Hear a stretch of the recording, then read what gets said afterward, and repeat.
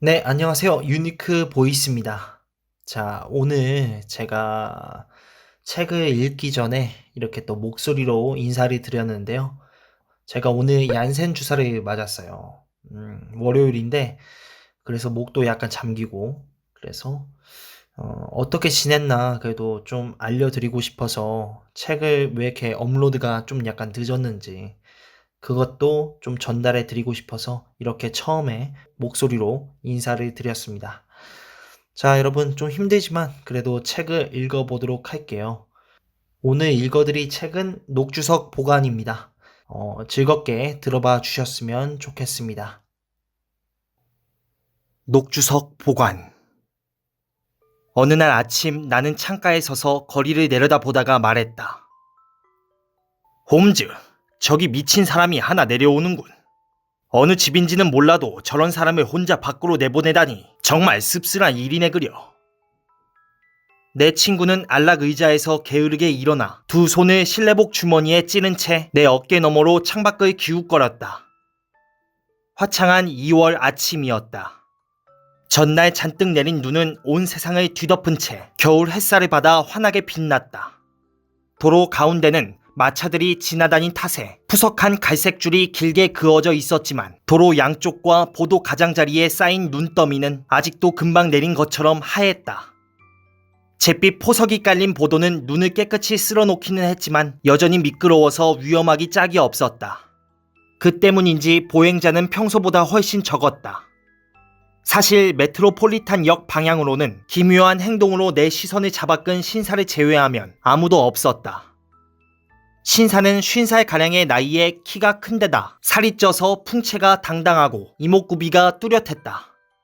옷차림은 중후하면서도 부티가 흘렀다. 검정색 프로코트, 반짝거리는 모자, 산뜻한 갈색 각반, 맵시 있는 은회색 바지. 하지만 행동은 품위 있는 옷차림이나 용모와는 우스꽝스러울 만큼 딴판이었다. 신사는 힘껏 달리고 있었는데 몹시 지친 듯했고 다리의 부담을 지우는 것에 별로 익숙하지 않은 사람처럼 가끔씩 휘청거렸다. 그리고 뜀박질을 하는 동안에도 경련을 일으키듯 두 팔을 위아래로 휘젓는가 하면 고개를 흔들어댔고 얼굴은 웃는 듯 우는 듯 잔뜩 찡그리고 있었다. 대체 무슨 일로 저러는 걸까? 나는 물었다. 저 사람은 집을 찾고 있네. 내 생각에는 여기로 올 것 같은데. 홈즈는 손을 비비며 말했다. 여기로? 응. 아무리 봐도 저 신사는 나한테 일을 의뢰하러 온 게 분명하이. 난 저런 증상을 좀 알고 있거든.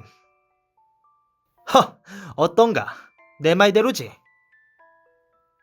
홈즈가 말하는 동안 신사는 숨을 몰아쉬며 우리 집 현관으로 달려와 초인종 줄을 잡아당겼다. 온 집안에 초인종 소리가 쩌렁쩌렁 울렸다. 잠시 후 신사는 우리 방에 들어와 있었다. 그는 여전히 숨을 헐떡거렸고 이상한 몸짓을 멈추지 않았다. 그러나 두 눈에 가득 담긴 슬픔과 절망을 보고 우리의 미소는 순식간에 전율과 연민으로 바뀌었다. 잠시 동안 신사는 아무 말도 못하고 몸만 앞뒤로 흔들면서 어쩔 줄 모르는 사람처럼 머리칼을 쥐어뜯었다. 그러다 갑자기 벌떡 일어서더니 온 힘을 다해 벽에 머리를 부딪혔다. 우리는 얼른 달려가 그를 벽에서 떼어내 방 한가운데에 데려다 놓았다. 셜록 홈즈는 신사를 안락 의자에 앉힌 다음 옆에 앉아서 그의 손을 쓰다듬으며 자유자재로 구사하는 편안하고 부드러운 목소리로 말을 건넸다. 저에게 할 얘기가 있어서 여기 오셨군요. 그렇죠. 하지만 지금은 급히 달려오느라 너무 지치셨습니다.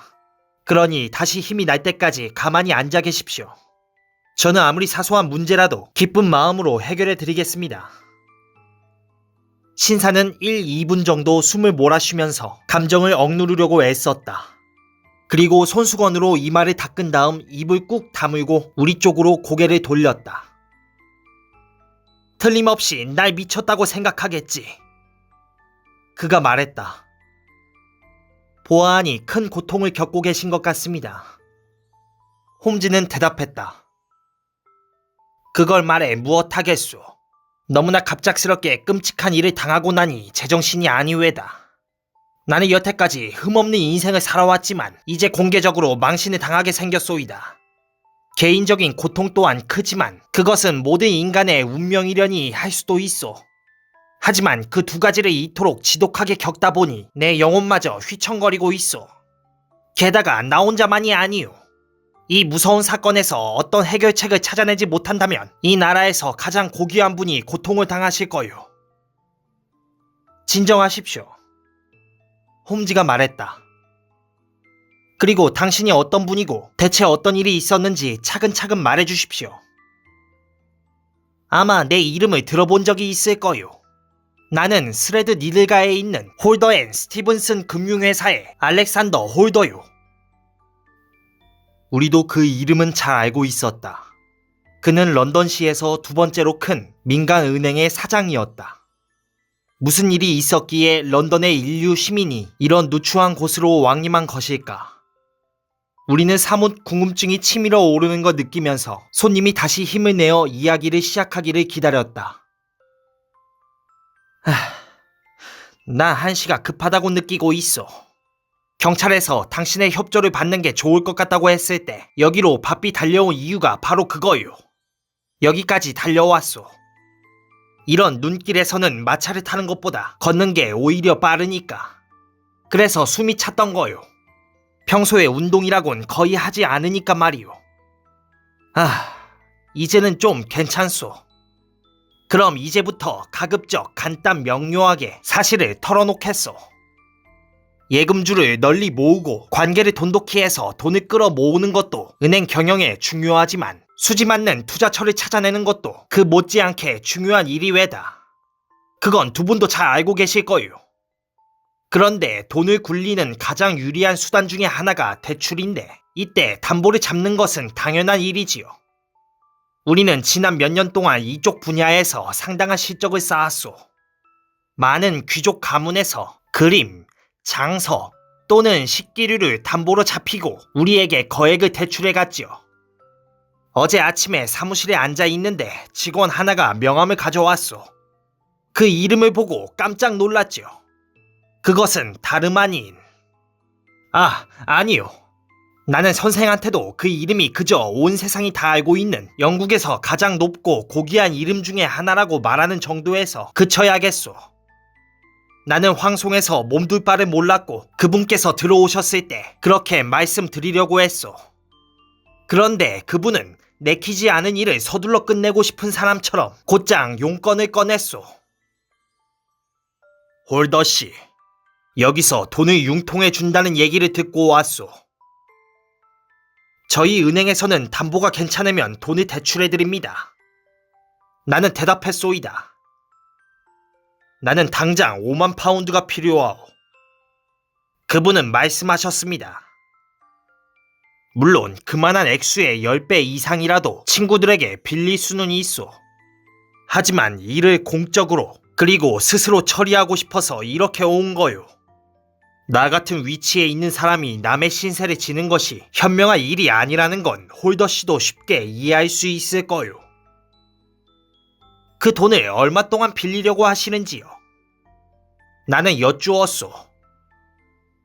다음 주 월요일에 내 앞으로 거액이 들어오는데 그때 확실히 갚겠소. 이자는 여기서 정한 대로 지불하리다. 하지만 무엇보다 중요한 것은 지금 당장 돈을 빌리는 것이오. 제 개인 금고에서 그 돈을 기꺼이 빌려드리겠습니다. 회사 돈을 꺼내려면 절차가 복잡한 까닭에 몹시 번거로운 일이 될 겁니다.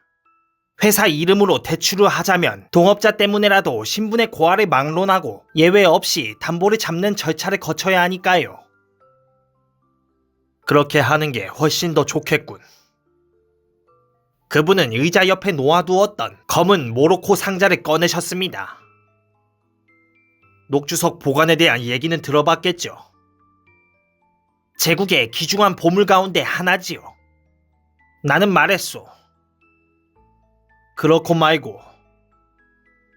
그분은 뚜껑을 열었소. 부드러운 분홍빛 벨벳 쿠션 위에 그분이 말씀하신 찬란한 보관이 놓여 있었소. 이 보관엔 39개의 큰 녹주석이 달려있소. 금관의 가격만 해도 엄청난데 보관의 가치는 아무리 적게 잡아도 빌려가는 금액의 2배는 될 거요. 이걸 담보로 맡기고 가겠소. 나는 귀중한 상자를 두 손으로 받쳐들고 보관을 바라보다가 당황한 기색을 감추지 못하고 신분 높은 고객을 바라보았소. 왜 그러시오? 그 보관의 가치를 의심하는 거요. 그분이 물으셨소. 그건 절대로 아닙니다. 다만 저는... 내가 그걸 맡기고 가도 되는지가 궁금하겠구려. 그 점에 대해서라면 안심해도 좋소이다. 나흘 후에 되찾아갈 거라는 확신이 없다면 꿈에도 이렇게 할 생각은 못했을 거요. 그건 순전히 형식뿐이요. 담보로는 충분하오. 충분하고도 남습니다. 홀더씨, 나는 지금 당신에 대한 이야기를 모두 믿고 당신에게 깊은 신뢰의 증표를 주는 거요. 나는 당신이 신중한 사람이라고 생각해요. 그래서 이 일에 관해 쓸데없는 소문이 퍼지지 않도록 해줄 뿐 아니라 이 물건을 각별히 신경 써서 보관해 줄 거라고 믿소. 혹시라도 어떤 사고가 생긴다면 온 나라가 발칵 뒤집어질 거라는 건 말할 필요도 없을 거요. 보석이 하나라도 없어진다면 보관을 통째로 잃어버리는 것과 진배 없는 큰일이 될 거요. 왜냐하면 온 세상을 다 뒤져도 여기 있는 것과 똑같은 녹주석을 구할 수는 없을 테니까 말이요. 하지만 나는 당신을 신용하기 때문에 이 물건을 두고 가기로 하겠소. 그리고 월요일 아침에 직접 찾으러 오겠소. 귀한 손님께서 몹시 바쁘신 듯 했으므로 나는 더 이상 말하지 않고 회계원을 불러 그분에게 1,000파운드짜리 수표 50장을 내드리라고 지시했소. 하지만 혼자가 되었을 때 책상 위에 놓인 보석 상자를 쳐다보니 은근히 걱정이 되면서 그 물건 때문에 막중한 책임을 지게 되었다는 생각이 들지 않을 수 없었소. 그것은 국가의 재산이기 때문에 혹시라도 불행한 일이 생긴다면 엄청난 파란이 초래 되리라는 건 불보듯 뻔한 일이었죠. 나는 벌써부터 그 물건을 맡기로 한 걸 후회하고 있었소. 하지만 이미 엎질러진 물이었으므로 보석 상자를 개인 금고 속에 넣고 문을 잠근 다음 다시 일을 시작했소. 저녁 때가 되자 그렇게 귀중한 물건을 사무실에 두고 간다는 게 어쩐지 마음이 놓이지 않았소이다. 은행 금고는 전에도 털린 적이 있는데 내 금고라고 털리지 말란 법이 있겠소.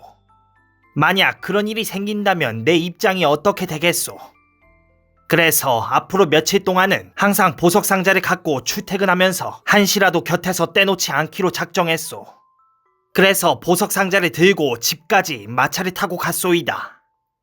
나는 그 상자를 내 침실에 딸려있는 옷방에 장롱 속에 넣고 자물쇠를 채울 때까지 숨도 크게 쉬지 못했다오. 홈즈 선생, 이제부터 우리 집 식솔에 대해 잠깐 이야기하겠소. 선생이 상황을 정확하게 이해하려면 알아둘 필요가 있으니 말이요.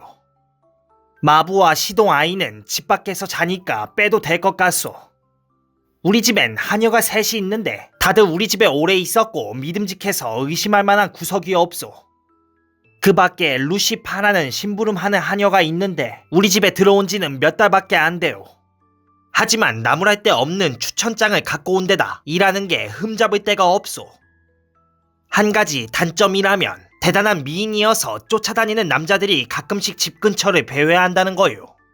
하지만 그 밖에는 어느 모로 보나 좋은 아이요. 하인에 대해선 이 정도로 하리다. 가족은 많지 않아서 별로 얘기할 것도 없소. 나는 상처했고 자식이라곤 외아들 아서뿐이요. 홈즈 선생, 그동안 그 녀석은 나한테 너무도 큰 실망을 안겨주었소. 물론 아비인 내가 잘못했다는 건 분명한 사실이요.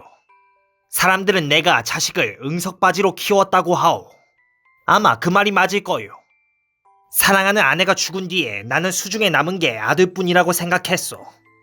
나는 아들 녀석의 얼굴에서 잠깐이라도 웃음이 사라지는 걸 못 견뎌 했소이다. 나는 그 애가 해달라는 건 뭐든지 다 해줬소.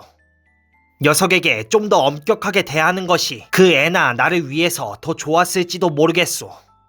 하지만 일이 이렇게 될 줄은 정말 몰랐소. 나는 당연히 아들이 내 일을 물려받기를 소원했소. 하지만 녀석에게는 사업가적인 기질이 없었소이다. 아들놈은 거칠고 고집불통이었소. 그리고 솔직히 말해서 나는 녀석에게 거액의 현금을 믿고 맡길 수가 없었소이다. 녀석은 좀 크자 어느 귀족 클럽에 가입했고 거기서 그럴듯한 태도로 돈 많은 집안의 사치스러운 사람들과 친해졌소. 그러더니 카드 놀이를 하고 경마에 돈을 낭비하는 법을 배워서 자꾸 나한테 용돈을 가불해서 도박빚을 갚게끔 되었소. 녀석이 그 위험한 모임에서 발길을 끊어보려고 한 적도 두어 번 있지만 그때마다 조지 버너의 경이라는 친구한테 끌려서 다시 거기로 돌아가곤 했소이다. 사실 아들놈이 조지 버너의 경 같은 사람한테 끌려다니는 건 별로 놀라운 일이 아니요. 그 사람은 우리 집에도 자주 드나들었는데 나 자신부터가 그 매력적인 태도에 반하지가 않을 수가 없었소. 버넬 경은 아서보다 나이가 많은데 철두철미하게 세속적인 인간이요. 안 가본 데가 없고 보지 못한 것이 없지요.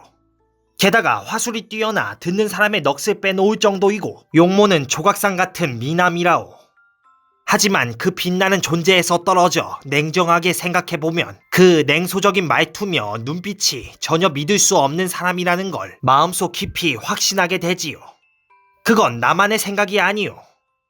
여자다운 직감이 뛰어난 메리도 나와 같은 생각이라오. 이제 메리 얘기만 남았구려. 그 애는 내 조카요.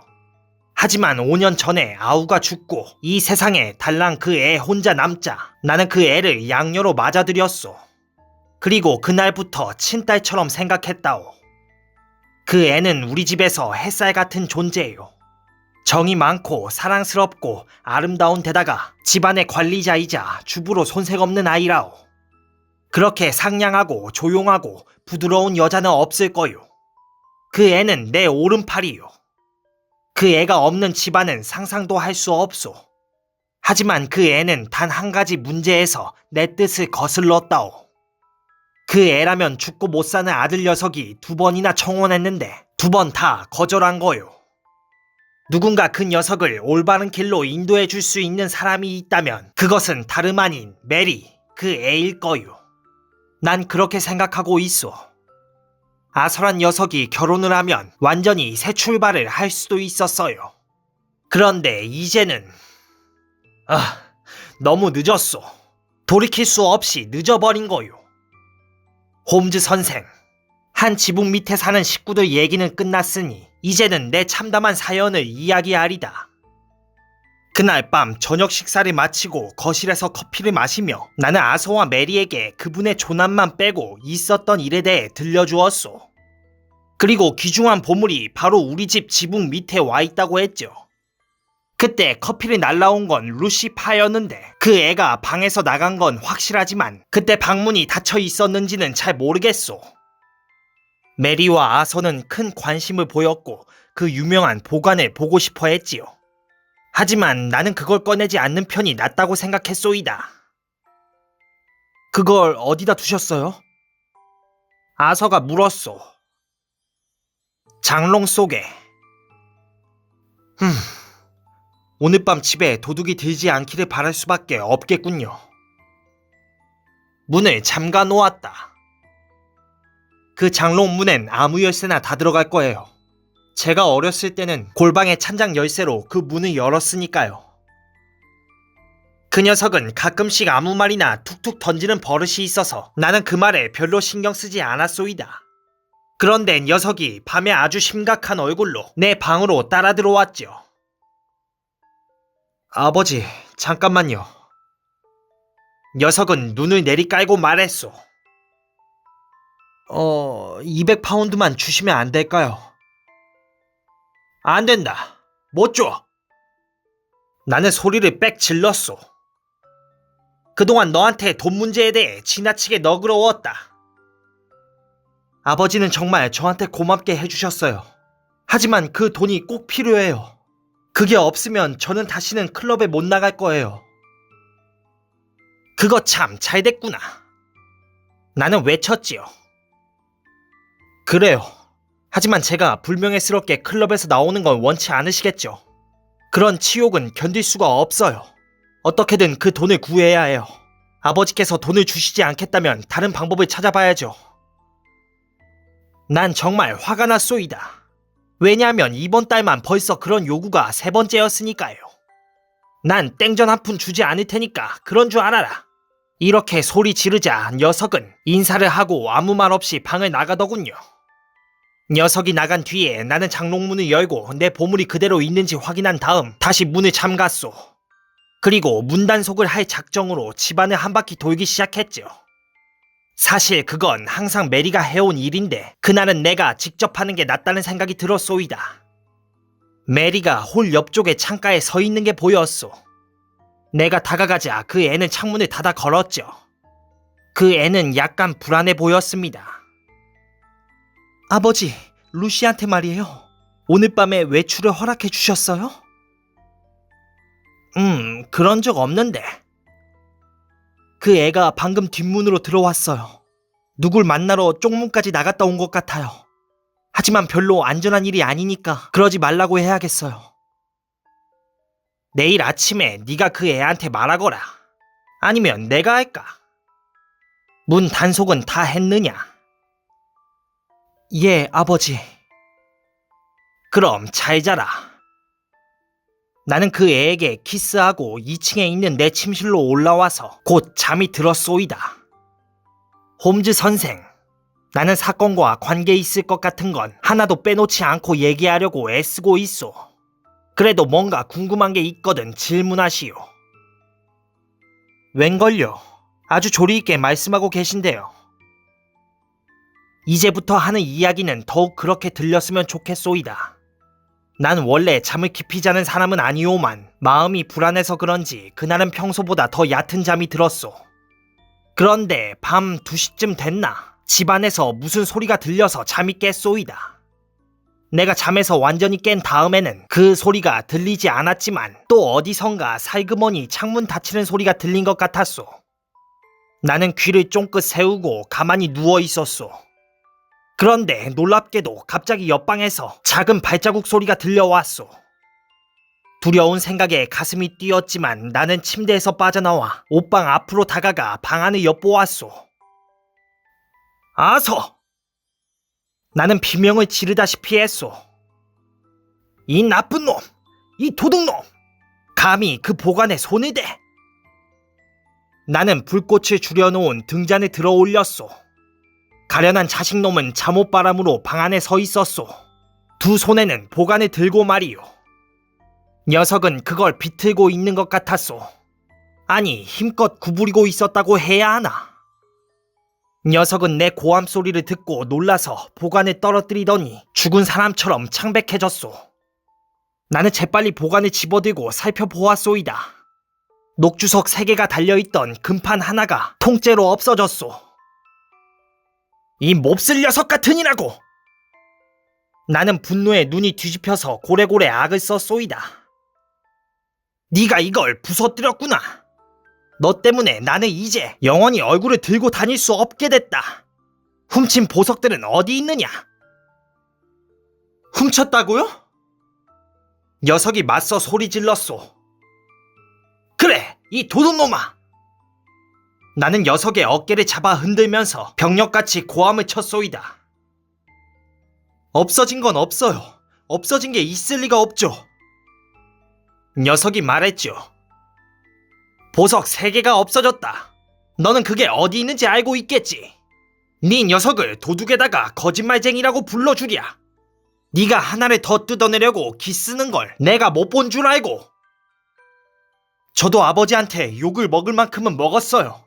하지만 더 이상은 안 참겠어요. 아버지는 나한테 모욕을 주기로 작심하셨으니까 저는 이 일에 대해 한마디도 하지 않을 거예요. 내일 아침에 집을 나가서 혼자 힘으로 살 거예요. 네가 훔쳐낸 물건을 경찰의 손에 넘겨야 할걸. 나는 슬픔과 분노에 반쯤 정신이 나가서 소리 질렀소. 난 이 문제를 철저하게 조사하겠다. 나한테는 아무 얘기도 듣지 못할 거예요. 녀석은 전에 없던 핏대를 세우며 말했소. 경찰을 부르기로 하셨으면 경찰한테 와서 알아보라고 하세요. 그때쯤에 이르자 온 집안 사람들이 다 일어났소이다. 내가 분노에 못 이겨 악을 썼으니까 말이요. 제일 먼저 옷방으로 달려온 건 메리였는데 그 애는 보관과 아서의 얼굴을 보더니 사태를 알아차린 듯 비명을 지르면서 정신을 잃고 쓰러졌소이다. 나는 경찰에게 사건 조사를 맡기기로 하고 즉시 하녀를 보내 경찰을 불렀소. 경위가 순경 하나를 데리고 도착하자 인상을 구긴 채 팔짱을 끼고 서 있던 아들 녀석이 자신을 절도죄로 고발할 생각이냐고 물었소이다. 나는 망가진 보관은 국가의 재산이기 때문에 이 일은 더 이상 사적인 문제가 아니라고 대답했소. 나는 모든 걸 법대로 처리하기로 결심했소. 녀석은 말했죠. 좋아요. 적어도 지금 당장 나를 체포하진 않겠죠. 5분 정도만 밖에 나갔다 오게 해주세요. 그게 여러모로 좋을 거예요. 그렇겠지. 그 사이에 도망치거나 훔쳐낸 물건을 감춰놓을 수도 있을 테니까. 나는 말했소이다. 그리고 내가 얼마나 기구한 처지가 되었는지를 깨닫고 아들 녀석에게 아비의 명예뿐 아니라 이 물건을 내게 맡기신 분의 명예가 나보다 더 크게 실추되리라는 걸 왜 모르냐고 호소했지요. 그리고 너 때문에 나라 전체가 발칵 뒤집어지게 될 거라고 보석 3개를 가져다가 어떻게 했는지만 말해주면 그런 일을 막을 수 있을 거라고 했소. 애야, 너는 왜 사태를 직시하지 못하느냐? 범행 현장을 들켰기 때문에 네가 입을 연다고 해서 죄가 더 무거워지지는 않는다. 보석이 어디에 있는지만 말해주면 네 잘못을 용서하고 없었던 일로 해주마. 용서는 다른 사람한테나 해주세요. 아설한 놈은 코웃음을 치며 돌아섰소이다. 나는 철면피한 녀석에게 무슨 말을 해도 소용이 없다는 걸 알았소. 이제 한 가지 방법밖에 없었죠. 난 경위를 불러 아들 녀석을 체포하라고 했소. 경찰은 당장 아들의 몸수색을 하고 녀석의 방까지 뒤진 다음 집안에 보석을 숨겨두었을 만한 곳을 철저하게 뒤졌지요. 하지만 아무것도 나오지 않았고 그 몹쓸 녀석은 무슨 말로 타이르고 겁을 주어도 입을 열려고 하지 않았소. 오늘 아침에 녀석은 깜빵으로 들어갔소이다. 그리고 나는 경찰서에 가서 형식적인 절차를 끝낸 다음 선생한테 사건 해결에 힘을 보태달라고 호소하려고 이렇게 달려온 거요. 경찰은 이제 더 이상 어떻게 해볼 도리가 없다고 공개적으로 시인했소. 비용은 얼마가 들어도 좋소이다. 나는 벌써 1,000파운드의 현상금을 걸었소.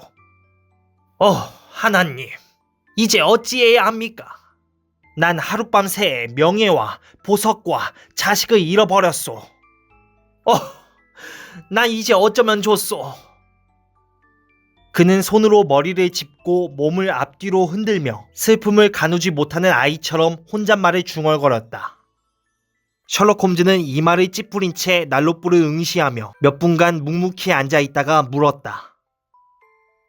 댁에 손님은 많이 오는 편입니까? 우리 은행에 동업자 가족을 빼면 별로 찾아오는 사람이 없소. 가끔 아서의 친구가 놀러올 뿐이지요. 최근에는 조지 버넬경이 몇 번 다녀갔소이다. 그 밖에는 없는 것 같소. 사교계 출입은 많이 하십니까? 아서는 많이 다니지요.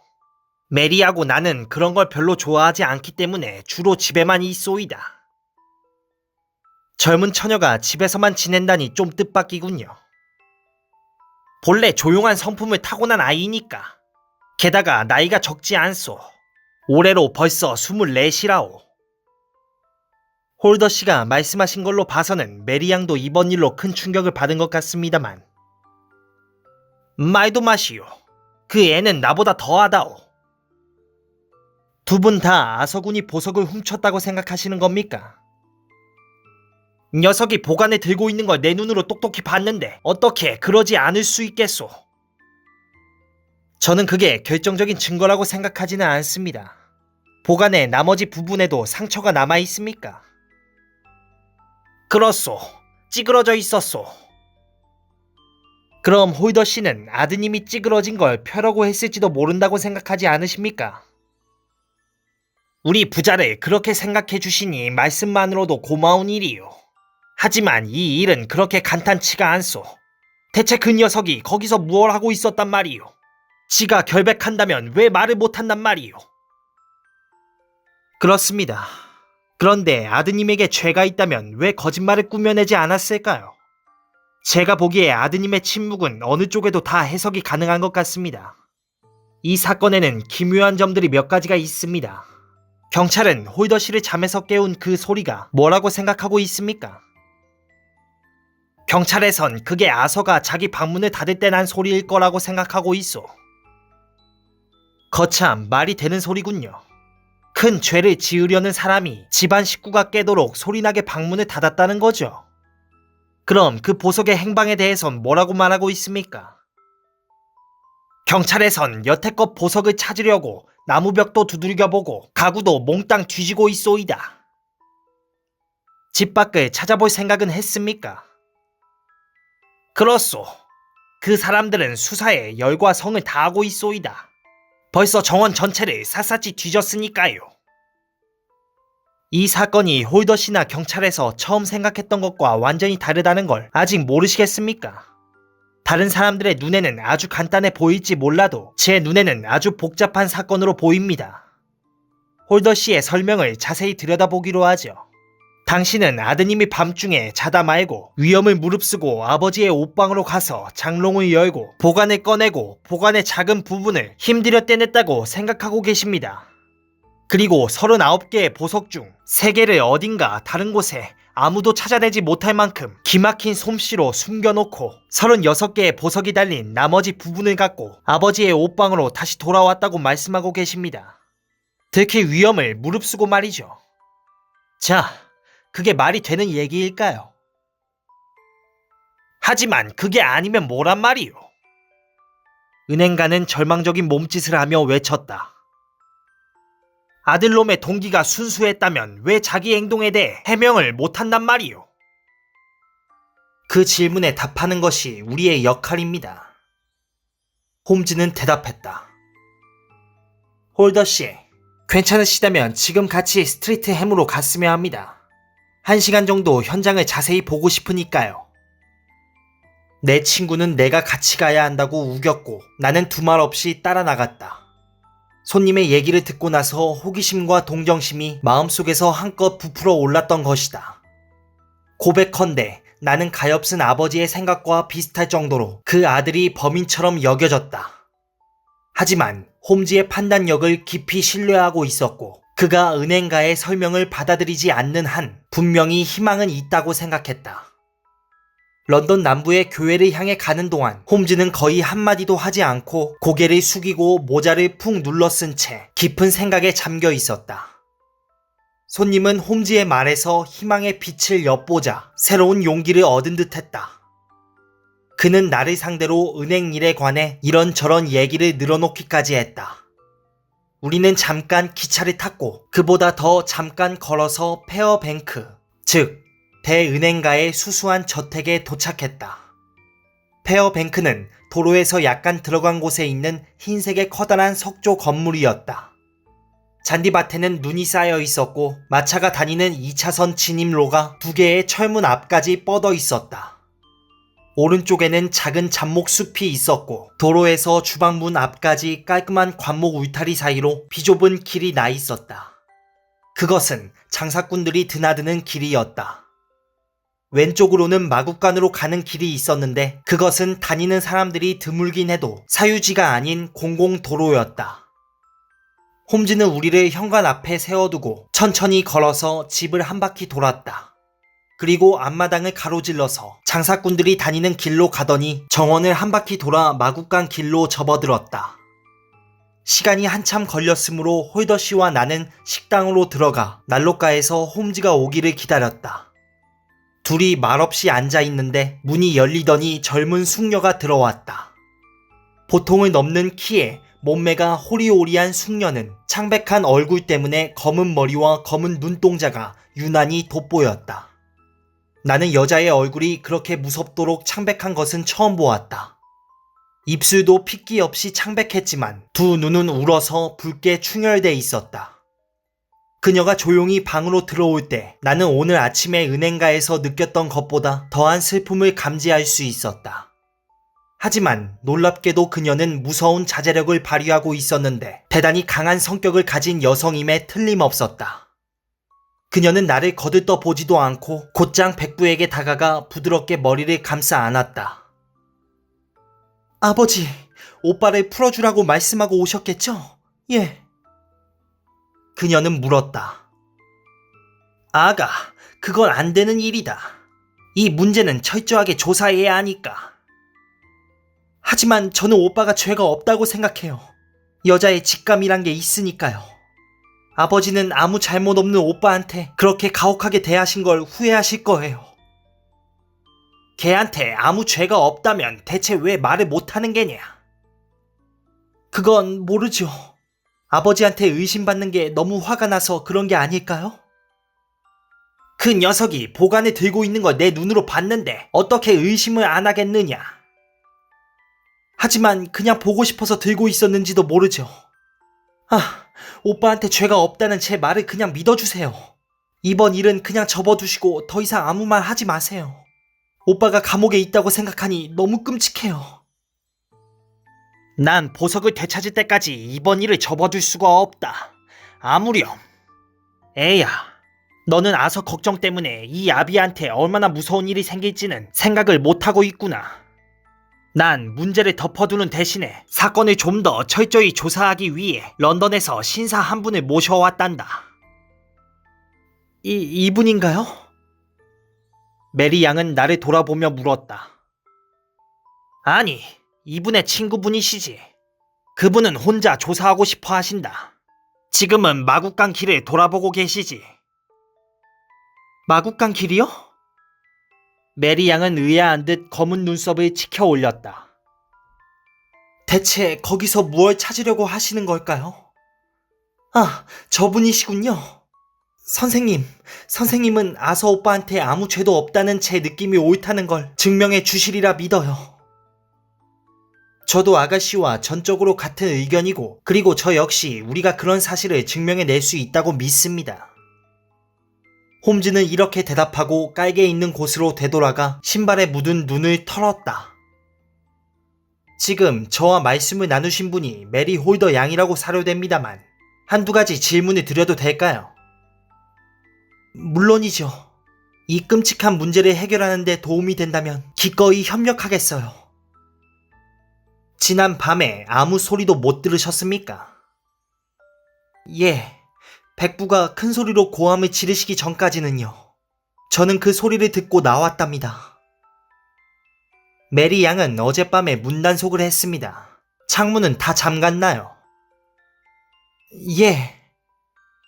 오늘 아침에도 창문은 전부 잠겨 있었고요. 예. 집에 하녀 중에 애인이 있는 사람이 있죠. 제가 듣기로는 어젯밤에 메리 양이 그 하녀가 애인을 만나러 밖에 나갔었다는 얘기를 백부에게 하신 걸로 알고 있습니다만. 예, 그런데 그 애는 거실에서 시중 드는 아이예요. 백부가 보관 얘기를 하는 걸 들었을지도 몰라요. 알겠습니다. 메리 양은 하녀가 밖에서 애인을 만나 그 얘기를 하고 둘이서 절도 계획을 꾸몄을지도 모른다고 생각하시는군요. 하지만 그런 막연한 추측이 다 무슨 소용이란 말이요. 은행가는 참지 못하고 소리쳤다. 내가 아설한 녀석이 보관에 들고 있는 걸 봤다고 하지 않았소. 홀더씨, 잠깐 기다리십시오. 우리는 그 문제로 다시 돌아갈 겁니다. 홀더 양, 그 하녀 말입니다. 부엌 문으로 들어오는 걸 보셨다고 하지 않았습니까? 예. 부엌 문이 잠겨 있는지 보러 갔다가 밖에서 들어오는 그 애와 마주쳤어요. 남자가 어둠 속에 서 있는 것도 봤고요. 아는 남자입니까? 그럼요. 그 남자는 우리 집에 야채를 배달해주는 야채 장수예요. 이름은 프랜시스 프로스퍼라고 해요. 그 남자는 부엌문 왼쪽에 서 있지 않았습니까? 말하자면 길 위쪽에 문에서 좀 떨어진 곳에 말입니다. 맞아요. 그랬어요. 그리고 나무다리를 한 사람이죠. 숙녀의 표정이 풍부한 검은 눈동자에 어떤 두려움 같은 것이 깃들였다. 어쩜 마술사 같은 분이시네요. 그걸 어떻게 하셨어요? 숙녀는 웃었지만 홈즈의 여유인 얼굴은 심각할 따름이었다. 이제 2층으로 올라가 봤으면 합니다. 물론 집 밖을 다시 봐야 할지도 모릅니다. 올라가기 전에 1층 창문을 자세히 살펴봐야겠군요. 홈즈는 잔걸음으로 창문을 하나하나 살피며 돌아다니다가 홀에서 마구간 길이 내다보이는 커다란 창문 앞에서 딱 한 번 걸음을 멈추었다. 그는 창문을 열고 고배율 확대경으로 창틀을 주의 깊게 살펴보았다. 자, 이제 2층으로 올라갑시다. 마침내 그가 말했다. 은행가의 옷방은 소박하게 꾸며진 작은 방이었다. 회색 카펫이 깔린 방에는 커다란 장롱과 전신 거울 하나가 놓여 있었다. 홈즈는 먼저 옷장 앞으로 다가가 자물쇠를 들여다보았다. 이건 어떤 열쇠로 엽니까? 홈즈가 물었다. 아들놈이 말한 바로 그 열쇠를 씁니다. 골방 찬장 열쇠 말입니다. 지금 여기 있습니까? 그 탁자 위에 있습니다. 셜록 홈즈는 열쇠를 집어들고 장롱 문을 열었다. 자물쇠 돌아가는 소리가 전혀 안 나는군요. 장롱 문이 열릴 때 홀더씨가 깨지 않은 건 그다지 놀라운 일이 아닙니다. 이번 사건은 보관을 둘러싸고 일어난 것이니 한번 봐야겠군요. 홈즈는 보석 상자 뚜껑을 열고 왕관을 꺼내 탁자 위에 올려놓았다. 그것은 보석 세공 기술이 최고도로 발휘된 걸작품이었다. 36개의 보석은 내가 일찍이 본 적이 없는 최상품이었다. 보관 한쪽 끝에 뜯겨나간 흔적이 있었다. 그것은 3개의 보석이 달린 금판이 붙어있던 자리였다. 홈즈가 말했다. 자, 홀더씨. 이 금판은 불행하게 도난당한 것과 같은 것입니다. 이걸 떼내실 수 있겠습니까? 은행가는 대경실색했다. 난 그럴 생각은 추호도 없소이다. 그는 말했다. 그럼 제가 하죠. 홈즈는 갑자기 온 힘을 다해 금판을 잡아당겼다. 그러나 그것은 꿈쩍도 하지 않았다. 저는 금판이 약간 움직이는 걸 느꼈습니다. 하지만 제 손의 힘은 유난히 강한 축에 드는데도 이렇습니다. 제 힘으로 이걸 떼내려면 시간이 얼마나 걸릴지 모르겠군요. 하지만 보통 남자라면 이렇게도 못할 겁니다. 제가 만약 이걸 잡아 뗐다면 어떤 일이 벌어졌을 것 같습니까? 아마 총소리만큼 시끄러운 소리가 났겠죠. 그런데 홀더 씨는 간밤에 이 근처에서 이런 일이 있었는데 아무 소리도 듣지 못했다고 생각하시는 겁니까? 정말 갈피를 잡을 수 없군요. 뭐가 뭔지 하나도 모르겠습니다. 하지만 앞으로 조금씩 진상이 밝혀질 겁니다. 홀더 양은 어떻게 생각하십니까? 솔직히 말해서 저도 백부처럼 뭐가 뭔지 모르겠어요. 간밤에 아드님은 맨발이었다고 하셨죠? 그 녀석은 바지에 셔츠바람이었소. 감사합니다. 이번 현장 조사에서 우리는 유례 없을 만큼 운이 좋았던 것이 분명합니다. 그러니 사건을 해결하는 데 실패한다면 그것은 전적으로 우리 책임일 겁니다. 홀더씨, 저는 이제 집 밖에서 조사를 계속해야겠습니다. 홈즈는 불필요한 발자국 때문에 일이 더 어려워질 수 있다며 자청해서 혼자 밖으로 나갔다. 1시간이 좀 넘었을까. 그는 발에 눈을 잔뜩 묻힌 채 항상 그렇듯이 헤아리기 힘든 표정을 하고 다시 들어왔다. 홀더씨, 이제 봐야 할 것은 다 본 것 같습니다. 이제 가봐야겠습니다. 하지만 홈즈 선생, 보석은 어디에 있소? 그건 알 수 없습니다. 은행가는 두 손을 쥐어짜며 외쳤다. 아주 잃어버린 게 분명하군. 그럼 내 아들은? 나한테 희망은 있는 거요. 제 생각은 전혀 달라지지 않았습니다. 맙소사. 그럼 대간절 지난밤에 내 집에서 어떤 해괴한 일이 일어났다는 거요. 내일 아침 9시에서 10시 사이에 베이커가로 찾아오시면 최선을 다해 궁금증을 풀어드리겠습니다. 그리고 저는 홀더 씨를 대리해서 보석을 되찾아오는 조건으로 백지 수표를 받은 것으로 이해하고 있습니다. 제가 쓸 수 있는 금액에 어떤 제한을 두신 건 아니겠죠? 보석을 되찾기 위해서라면 기꺼이 재산을 내놓겠소이다. 좋습니다. 그럼 이제부터 그 문제를 알아보기로 하죠. 안녕히 계십시오. 저녁때가 되기 전에 여기 다시 와봐야 할지도 모르겠습니다. 내 친구가 사건에 대해 어떤 결론을 내리고 있는 것은 분명했다. 물론 그것이 어떤 것인지에 대해서는 막연하게라도 짐작해볼 도리가 없었지만 말이다. 집에 가는 동안 나는 몇 번씩이나 홈즈의 생각을 떠보려고 했지만 그는 항상 엉뚱한 얘기를 둘러댔고 나는 마침내 포기하고 말했다. 우리는 3시 전에 집에 돌아왔다. 홈즈는 바삐 자기 방으로 달려갔고 잠시 후 길거리에서 흔히 볼 수 있는 건달의 모습으로 나타났다. 잔뜩 세운 옷깃, 반질거리는 허름한 코트, 빨간 스카프, 낡은 신발. 그는 영락없는 거리의 놈팡이였다. 이 정도면 될 것 같군. 홈즈는 벽난로 위에 걸린 거울을 흘끗 쳐다보며 말했다. 왓슨, 자네랑 같이 가고 싶은 마음은 굴뚝 같지만 이번엔 좀 어려울 것 같으. 내가 지금 정확한 단서를 추적하고 있는 건지 도깨비 불을 쫓고 있는 건지는 곧 알게 될 거야. 몇 시간 뒤에 돌아올 수 있으면 좋겠군. 그는 선반의 고기 덩어리에서 소고기 한 조각을 베어내더니 둥근 빵 조각 사이에 끼웠다. 그리고 이 보잘것없는 음식을 주머니에 쑤셔넣고 길을 떠났다. 내가 막 차를 마시고 났을 때 홈즈가 옆에 고무를 댄 낡은 구두 한 짝을 흔들며 돌아왔다. 몹시 기분이 좋아 보였다. 그는 신발을 방구석에 던져놓고 차를 따라 마셨다. 지나가다가 들른 걸세. 그는 말했다. 다시 나가야 돼. 어디로 가는데? 아, 웨스트 엔드 맞은편에. 시간이 좀 걸릴 거야.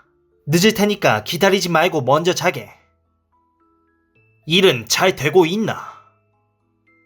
뭐 그럭저럭 나쁘지 않아. 난 스트리트 햄에 다녀왔네. 하지만 그 집 초인종을 누르지 않았어. 정말 재미있는 사건일세. 나는 무슨 일이 있었어도 이 사건을 놓치지 않았을 걸세. 그런데 여기 앉아서 잡담하고 있을 시간이 없어. 어서 이 형편없는 옷을 벗어던지고 대단히 호감 가는 원래의 모습으로 돌아가야겠네. 나는 홈즈의 말뿐 아니라 태도를 보고 그가 만족해야 할 만한 이유가 있다는 것을 알 수 있었다. 두 눈은 반짝거렸고 창백한 뺨에는 홍조조차 떠올라 있었다. 그는 서둘러 방을 나갔고 잠시 후 아래층에서 현관문이 쾅 하고 닫히는 소리가 들려왔다. 홈즈는 다시 한번 신나는 사냥길에 오른 것이다. 나는 자정이 되도록 기다렸지만 그가 돌아오는 기미가 없었으므로 내 방에 자러 들어갔다. 홈즈가 사건의 단서를 추적하고 있을 때는 며칠 동안 집에 안 들어오는 일도 드물지 않았기 때문에 좀 늦는 것 정도는 그리 놀랄 게 아니었다. 그가 몇 시에 들어왔는지는 모르겠지만 아침 식사를 하러 나가보니 한 손에는 커피잔을, 다른 손에는 신문을 든 채 말쑥하고 생기 넘치는 모습으로 앉아 있었다. 왓슨, 먼저 식탁에 앉아서 미안하이. 하지만 자네도 알다시피 아침 일찍 손님이 오기로 되어 있지 않나. 저런, 벌써 9시가 되었군 그래. 나는 대답했다. 그런데 손님이 벌써 도착한 게 아닌지 모르겠네. 초인종 소리가 난 것 같은데. 찾아온 사람은 정말 우리의 은행가 친구였다. 나는 그의 달라진 모습을 보고 깜짝 놀랐다. 이목구비가 뚜렷한 큰 얼굴은 몰라보게 초췌해졌고 머리칼은 부쩍 하얗게 센 것 같았다.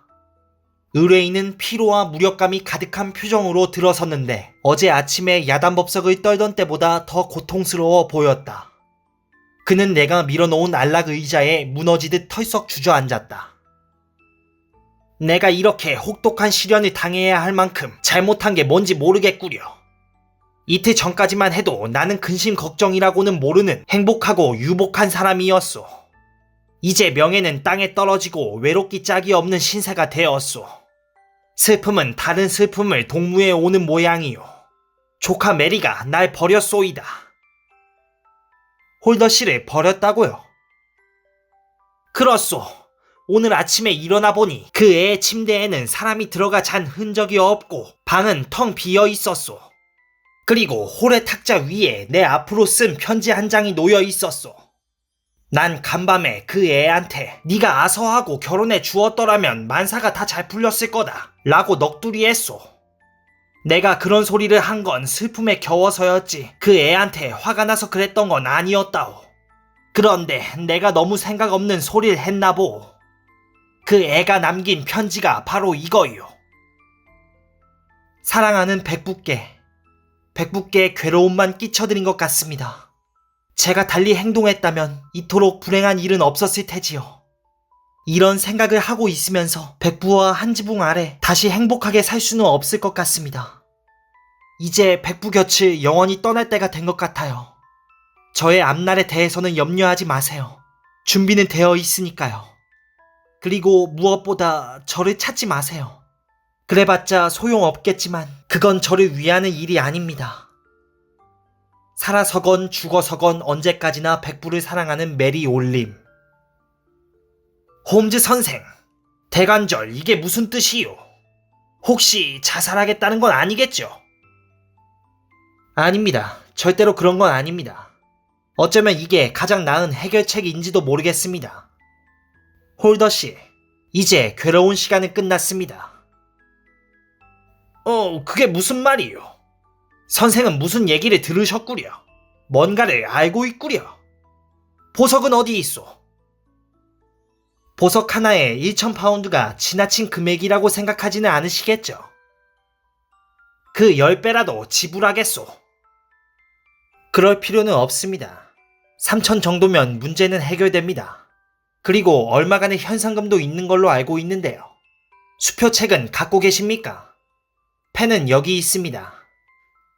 자, 4,000파운드라고 쓰시는 게 좋겠군요. 은행가는 어리둥절한 얼굴로 홈즈가 불러주는 금액을 적었다. 홈즈는 책상 앞으로 다가가 3개의 보석이 붙어있는 작은 세모꼴 금판을 꺼내서 탁자 위에 올려놓았다. 손님은 기쁨의 함성을 지르며 그것을 움켜쥐었다. 오, 찾아왔구려. 그는 숨을 헐떡거리며 말했다. 살았어! 이제 살았어! 손님의 기쁨에 대한 표현은 슬픈 만큼이나 격렬했다. 그는 되찾은 보석을 가슴에 꼭 끌어안았다. 홀더씨, 당신이 진 빚은 그뿐이 아닙니다. 셜록 홈즈는 엄격한 얼굴로 말했다. 빚이라고? 그는 펜을 들었다. 얼만지 말만 하시오. 네, 다 갚으리다. 아닙니다. 그건 저한테 진 빚이 아닙니다. 당신은 이번에 아드님에게 큰 빚을 졌습니다. 아드님은 이번 사건에서 정말 고결하게 처신했습니다. 혹시 제게 그런 아들이 있다면 저라도 자랑스러워했겠죠. 그럼 이걸 훔친 게 아서가 아니었단 말이오. 그건 어제 이미 말씀드렸습니다. 하지만 지금 다시 말씀드리죠. 그건 절대로 아닙니다. 정말 그렇소. 그럼 어서 그 애한테 가서 진실이 밝혀졌다는 걸 알려주도록 합시다. 아드님은 이미 알고 있습니다. 저는 진상을 밝혀낸 후에 아드님을 만났는데 통 입을 열려고 하지 않더군요. 그래서 제가 먼저 얘기를 꺼냈고 아드님은 제 말이 옳다는 걸 인정할 수밖에 없었습니다. 저는 아드님한테서 미처 밝혀내지 못한 한두 가지 사소한 일에 대해 얘기를 들었지요. 하지만 홀더씨가 오늘 아침에 가지고 온 소식을 듣게 된다면 말을 할지도 모릅니다. 맙소사, 그럼 어서 말해보시오. 대간절 이 기막힌 사건은 어떻게 된 거요? 말씀드리죠. 제가 진실을 밝혀낸 순서대로 차근차근 말씀드리겠습니다. 우선 제 입으로 말하기도 어렵지만 홀더씨도 듣기가 괴로울 이야기부터 해야겠습니다. 조지 버네경과 조카 되시는 메리 양 사이에는 모종의 묵계가 있었습니다. 둘은 지금 함께 도망쳤죠. 우리 메리가 그럴 리가 없소. 불행히도 그것은 분명한 사실입니다. 홀더씨도 아드님도 조지 버넬이라는 자의 정체를 까맣게 모르는 상태에서 집안에 출입하는 것을 허락하셨습니다. 영국에서 그만큼 질이 나쁜 자도 드물 겁니다. 그 자는 도박으로 파산한 가망 없는 악당입니다. 인간다운 마음이나 양심이라곤 약에 쓸래도 없는 위인이죠. 조카 따님은 그런 사내들에 대해 아는 게 전혀 없었습니다. 그자가 수많은 여자들 앞에서 그랬던 것처럼 달콤한 말을 속삭이자 메리 양은 홀딱 넘어가서 그의 사랑을 얻은 여자는 자신뿐이라고 착각했죠. 물론 진짜 나쁜 놈은 그 악당이지만 적어도 메리 양이 그의 끈앞풀이 된 건 사실입니다. 둘은 저녁 때마다 거의 매일같이 만났습니다. 난 믿을 수가 없고 믿지도 않을 거요. 은행가는 창백한 얼굴로 소리쳤다. 그럼 지난밤 댁에서 있었던 일을 말씀드리기로 하죠. 메리 양은 홀더 씨가 방으로 들어간 뒤 살그머니 아래층으로 내려가서 마구간 길이 내다보이는 창문을 통해 애인과 만나 얘기했습니다. 남자의 발자국이 눈밭에 선명하게 찍혀 있었는데 거기 오래 서 있었던 것이 분명했죠. 메리 양은 조지 버네경에게 보관 얘기를 했습니다. 그 소식을 듣자 재물 욕심에 눈이 뒤집힌 그는 메리 양을 꼬드겼죠. 물론 메리 양이 백부를 사랑했던 것은 틀림없습니다. 하지만 애인에 대한 사랑에 눈이 멀어서 다른 사랑은 잊어버리고 마는 여자들이 있는데 저는 메리 양이 틀림없이 그런 유형이었다고 생각합니다. 메리 양은 삼촌이 아래층으로 내려오는 걸 보고 애인의 지시를 제대로 듣지 못한 채 얼른 창문을 닫았습니다. 그리고 백부에게 나무다리를 한 애인과 불장난을 하고 있는 어느 하녀에 대한 이야기를 했죠. 물론 그 얘기는 전부 사실이었습니다. 아서구는 아버지와 얘기를 하고 자러 갔지만 클럽에서 진 빚 걱정 때문에 잠을 이루지 못했죠. 그런데 한밤중에 문 앞을 지나가는 작은 발소리가 들렸습니다. 아서구는 일어나서 밖을 내다보았죠. 그런데 놀랍게도 사촌인 메리 양이 살그머니 복도를 걸어가는 모습이 보였습니다. 메리 양은 홀더 씨의 옷방으로 들어갔습니다. 아드님은 깜짝 놀라서 대충 옷을 걸치고 이 이상한 일이 어떻게 돼가는지 보려고 어둠 속에 숨어서 기다렸습니다. 메리 양은 곧 옷방에서 나왔는데 아드님은 복도의 불빛 아래서 메리 양이 귀중한 보관을 들고 있는 걸 보았습니다. 메리 양은 계단에 내려갔고 대경실색한 아드님은 아버지의 방문 근처에 있는 커튼 뒤로 숨었습니다. 아서구는 거기서 아래층 홀을 내려다볼 수 있었죠. 메리 양은 살그머니 창문을 열고 어둠 속에 있는 누군가에게 보관을 건네더니 창문을 닫고 다시 2층으로 올라왔습니다. 메리 양은 아드님이 숨어있는 커튼 바로 앞을 지나서 자기 방으로 들어갔죠. 아서구는 메리 양 앞에서는 어떤 행동도 취할 수 없었습니다. 사랑하는 여인이 도둑질을 한 걸 드러낸다는 것은 끔찍한 일이었으니까요. 하지만 메리 양이 방 안으로 들어가자 아서구는 이 일이 아버지에게 얼마나 무서운 재앙이 될 것인지 깨달았습니다. 무엇보다 중요한 것은 보관을 되찾아오는 일이었습니다. 아서구는 맨발로 1층으로 달려 내려가 아까 그 창문을 열고 눈밭으로 뛰어나갔습니다. 달빛 속으로 마구간 길을 내려가는 검은 형체가 보였습니다. 앞서가던 조지 버넬경은 피하려고 했지만 아서군이 덮쳤지요. 둘 사이에 싸움이 벌어졌고 두 사람은 보관을 잡고 서로 잡아당겼습니다. 아서군은 주먹질을 하다가 조지경의 얼굴을 정통으로 맞춰서 눈 위에 상처를 냈죠. 그런데 갑자기 뭔가 뚝 부러지는 소리가 나더니 보관이 아서군의 손으로 들어왔습니다. 아서군은 다시 집으로 달려와서 창문을 닫고 옷방으로 올라갔죠. 그리고 보관이 찌그러진 걸 보고 그걸 막 펴려고 하는데 아버지가 나타난 겁니다. 그게 정말이요. 은행가는 숨을 헐떡였다. 아드님이 아버지를 위해 큰일을 했다는 자부심을 느끼고 있는 순간에 당신은 화가 나서 욕을 퍼부었습니다. 아서구는 배려를 받을 만한 자격이 없는 여성을 보호하려고 했고 그러다 보니 사실을 있는 그대로 밝힐 수가 없었죠. 아서구는 기사도를 발휘해서 메리 양의 비밀을 지켜준 것입니다. 그 애가 보관을 보자마자 비명을 지르면서 쓰러진 것이 바로 그 때문이었구려. 홀더 씨는 외쳤다. 오 하느님, 세상에 나처럼 눈먼 바보가 어디 있겠소. 아서가 5분만 밖에 나갔다 오겠다고 한 이유를 이제야 알겠소이다. 그 녀석은 없어진 보관 조각이 혹시 드자비를 하던 현장에 떨어져 있는지 보려고 했던 거요. 죄 없는 아이를 도둑으로 몰았으니 이런 몰인정한 아비가 어디 있겠소.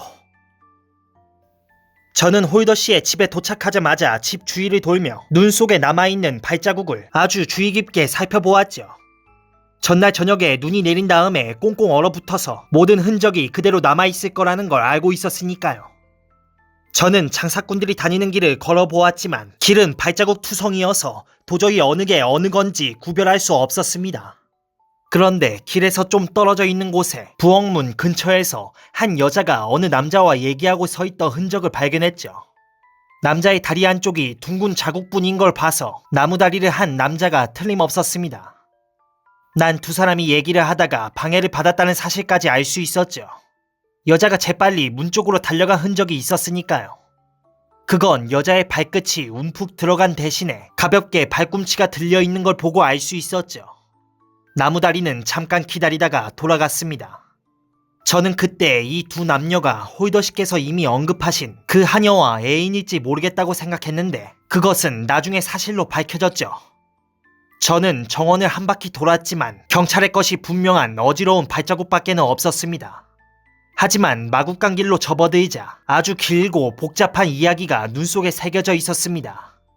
길에는 구두 발자국이 오간 흔적과 맨발이 오간 흔적이 남아 있었습니다. 저는 맨발을 보고 내심 반가웠는데 홀더 씨가 한 얘기로 미뤄봤을 때 그것이 아드님의 발자국일 거라고 확신했죠. 구두 발자국은 올 때나 갈 때나 걸어갔지만 맨발은 힘껏 달려갔습니다. 그리고 맨발이 군데군데 구두 발자국 위를 밟은 것으로 봐서 맨발이 구두 뒤를 쫓아간 것이 분명했죠. 그 두 발자국은 모두 홀의 창문 앞으로 이어져 있었는데 창문 앞은 온통 구두 발자국 투성이었습니다. 거기서 한참 있었다는 얘기가 되는 거죠. 그래서 저는 다시 길을 따라 내려가 보았습니다. 한 100m가량 내려가니 구두발이 돌아선 자국, 그리고 격투를 벌인 자국이 눈 속에 새겨져 있었습니다. 피가 몇 방울 떨어져 있는 것도 찾아냈죠. 구두는 그 다음에 도로를 향해 달려갔는데 그쪽에 피가 떨어져 있는 걸 보고 다친 사람이 누군지를 알 수 있었습니다. 구두가 큰 길에 도착한 다음에는 흔적을 찾을 수가 없었죠. 길에 눈이 말끔하게 치워져 있었으니까요. 하지만 저는 집에 들어오자마자 확대경을 가지고 홀의 창문과 창틀을 자세히 살펴보았습니다. 그리고 누군가 거기 넘어 다녔다는 사실을 곧 알아냈죠. 저는 발자국의 모양을 보고 젖은 발을 한 사람이 집 안으로 들어왔다는 사실을 알 수 있었습니다. 그러자 간밤에 어떤 일이 있었는지 이해되기 시작했습니다. 한 남자가 창밖에서 기다리고 있었습니다. 누군가 보관을 갖다 주었죠. 그런데 아드님이 그 장면을 목격합니다. 아드님은 도둑을 쫓아가서 한바탕 싸움을 벌입니다. 두 사람은 보관을 붙잡고 실랑이를 했는데 두 사람의 힘이 작용하자 금판 하나가 뚝 떨어져 나갔습니다. 이건 한 사람의 힘으로는 어림없는 일입니다. 아드님은 전리품을 갖고 돌아왔지만 금판 한 조각은 도둑의 손에 들어가 있었습니다. 여기까지는 분명했습니다. 이제 문제는 이겁니다. 금판 조각을 가져간 남자는 누구이고 보관을 그에게 넘겨준 사람은 누구인가? 저의 오래된 좌우명은 불가능한 것을 배제하고 남는 것이 바로 진실이라는 것입니다. 그것이 아무리 믿어지지 않는 사실이라고 해도 말이죠. 보관을 그자에게 넘긴 사람이 홀더 씨는 아닙니다. 그렇다면 이제 남는 사람은 조카와 하녀들이죠. 하지만 하녀가 범인이었다면 왜 아드님이 대신 죄를 뒤집어 썼겠습니까?